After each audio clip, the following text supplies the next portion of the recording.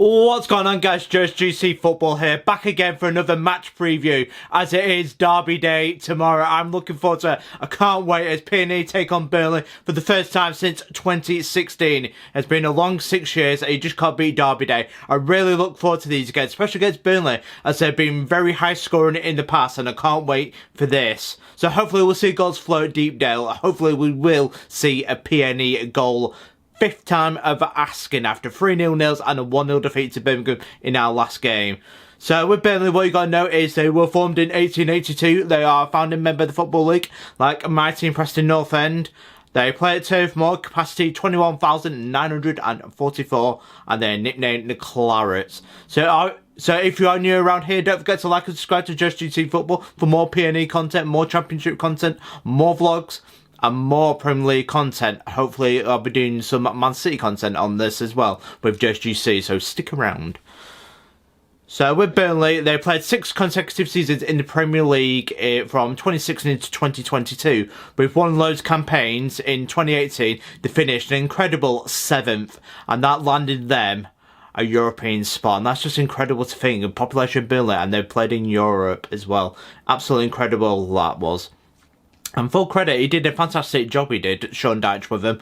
And I think he deserved better in the end, but I think he just ran out of, like everything, like with Sam Allardyce's, everyone has the expiry date. And I think that's what's happened with Sean Dyche at Burnley. But I can't take credit away from him. He's done absolutely brilliant, Burnley. 6 years in the Premier League is not to be sniffed at, especially a European campaign as well. So that European campaign in 2018, they got knocked out in the playoffs to Olympiacos. So they just failed before the round of the group stage. So they never got to witness the group stage, which would have taken more of a European tour. But they've still done it. And I must say, they are an inspiration for PNE, how it can be done.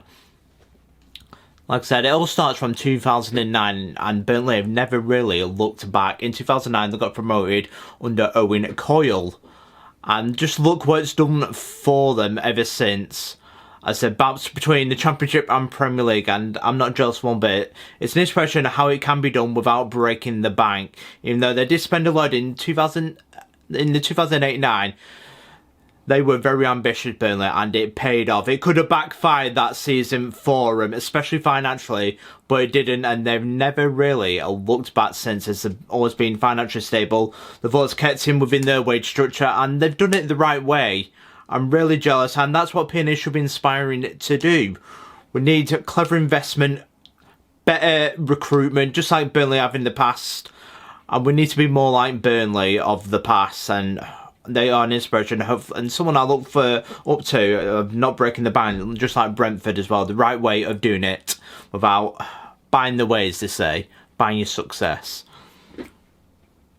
So with Burnley, they've got Vincent Kompany in. I think that's a little bit of a coup, and he's certainly not wasted time using his Man City connections to get some really class players in. So the key players for Burnley to watch out for tomorrow night are Josh Brownhill. It's a Preston product, so I knew he did do it one day, but he's certainly bypassed us and even played a little bit of Premier League with Burnley as well. But he's a real class player, really good player. You got Teller and Rodriguez. Very nice attacking options for Burnley. And I just love how Vincent Kompany's got on playing. They play some nice tippy-tappy football. Probably sitting the fit. Nice tippy-tapper football, play a nice style, nice pressing, and when it pays off for Burnley, as they smacked Wigan 5-1 at DW, and I think you see a few more if they can gel together and do more of that. They did draw 1-1 last game in West Brom after that sucker punch from West Brom, as it denied them 3 points as they took a draw. So they play mainly 4-3-3 or 4-2-3-1, however you want to work it. This was the formation in the last lineup with West Brom. So Muric in net, Roberts at right back, Harwood, Bellis, Taylor in the centre backs, at left back, Mason. Then the two holding midfielders, Cork and Cullen. Then out on the wings, Teller on the left wing and Vitinho out on the right wing. He can play the wing back position as well if they want to switch. Then just behind the striking attacking midfield role is Josh Brownhill, and up front Jay Rodriguez. Not short of options one bit, Burnley.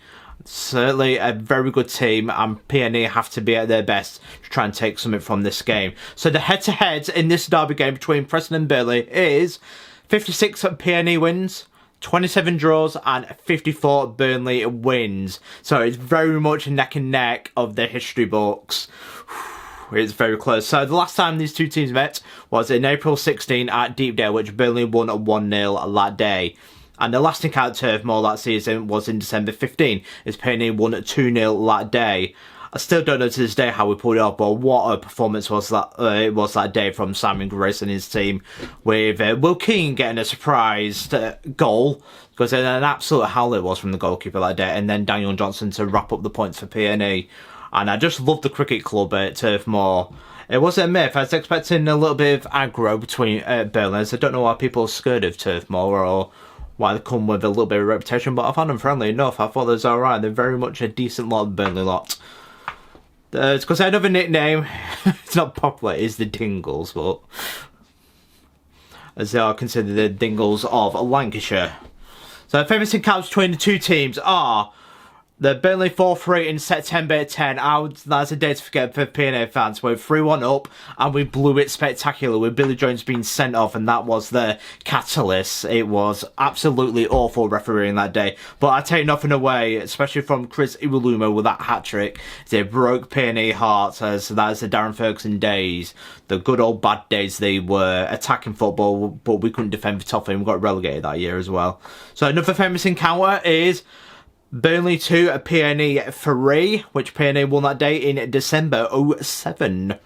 So if you recall, Preston fans, it was a Simon Whaley winner that day on the 82nd minute to take all 3 points back to Deepdale.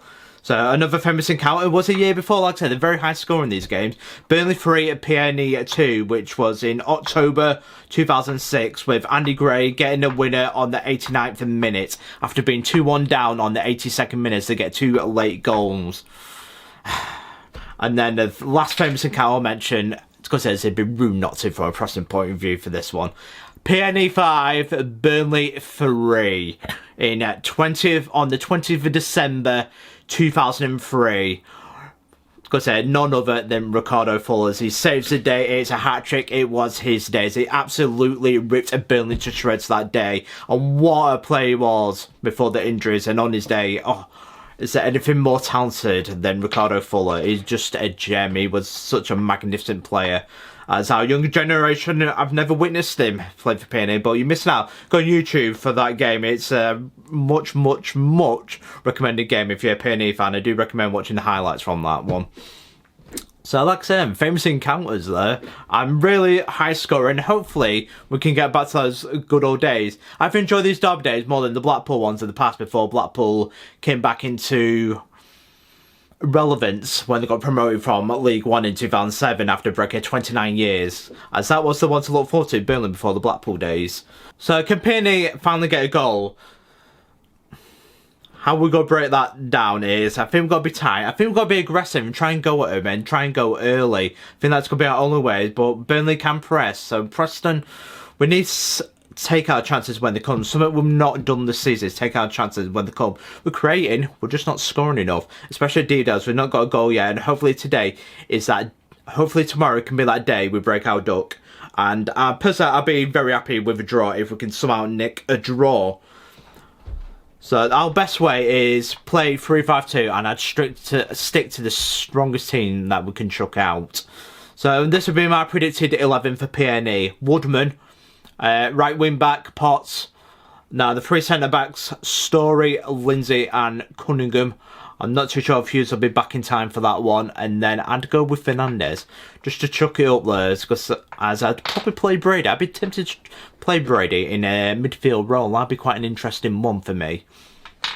So for the 3, Whiteman, hopefully we'll go for Ledson, as well as see a little bit of passion, try and get stuck into him, try and unsettle him, as we've got to be in the faces, try and be aggressive. And I'll go with Brady, that'd be my one, Brady. And then up front, I will go with Parrott, I'll give him one more chance, and Reese, see if it can connect one more time, and then take it from there. So my prediction for this is, I won't be negative, I'll go for 1-1.